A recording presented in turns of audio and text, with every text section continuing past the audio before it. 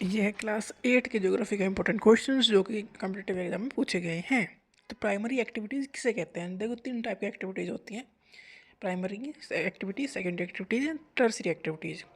Primary activities मतलब वो चीज़ें होती हैं जो डायरेक्ट हमें नेचर से मिलती हैं, जैसे कि फार्मिंग है, सेरीकल्चर मतलब सिल्क का प्रोडक्शन है, पिसीकल्चर मतलब फिश का प्रोडक्शन है, मतलब जो हमें नेचर डायरेक्ट दे रहा है, तो वो प्राइमरी एक्टिविटीज़ में आता है।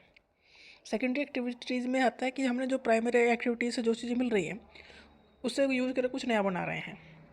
मतलब मैन्युफैक्चरिंग की जो भी चीज़ें हैं वो सब हमारी सेकेंडरी एक्टिविटीज़ में है, जिसमें प्रोसेसिंग की जा रही है नेचुरल रिसोर्सेज की। मतलब प्राइमरी एक्टिविटीज़ में नेचुरल रिसोर्सेज हैं, सेकेंडरी एक्टिविटीज़ में नेचुरल रिसोर्सेज की प्रोसेसिंग करके कुछ नया बनाया गया है। टर्सरी एक्टिविटीज़ में इन दोनों सेक्टर को सपोर्ट करने वाला सिस्टम है, जैसे कि ट्रांसपोर्ट हो गया, ट्रेड हो गया, बैंकिंग, इंश्योरेंस, ऐसी सारी चीज़ें टर्सरी एक्टिविटीज़ या टर्सरी सेक्टर में आता है।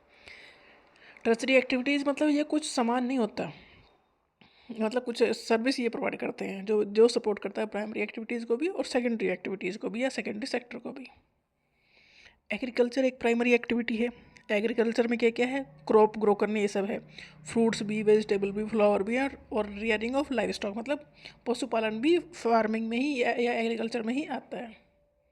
तो एग्रीकल्चर में क्या क्या इंक्लूड है? सब कुछ ही इंक्लूड है। फ्रूट, वेजिटेबल, फ्लावर और क्रॉप्स ग्रो करना, ये तो हो गया, और पशु को पालना भी।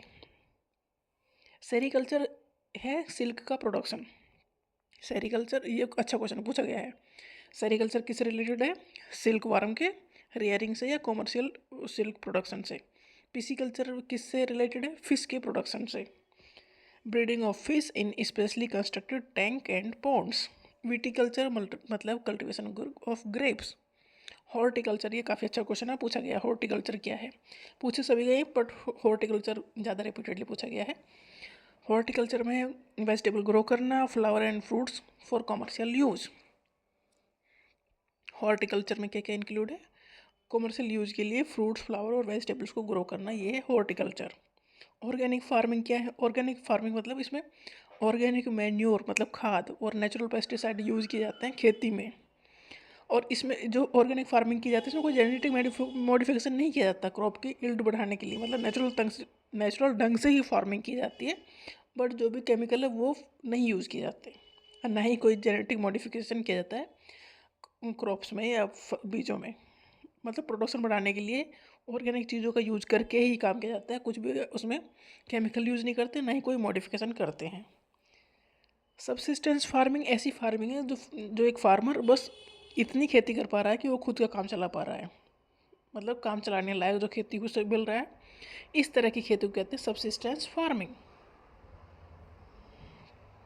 मतलब वो उसे बेचने के लिए कुछ नहीं है, ज़्यादा खेती में इतना इतना ज़्यादा कुछ नहीं उपज हो रही है कि वो उसे बेच सके, बस अपना काम चलने लायक हो रही है।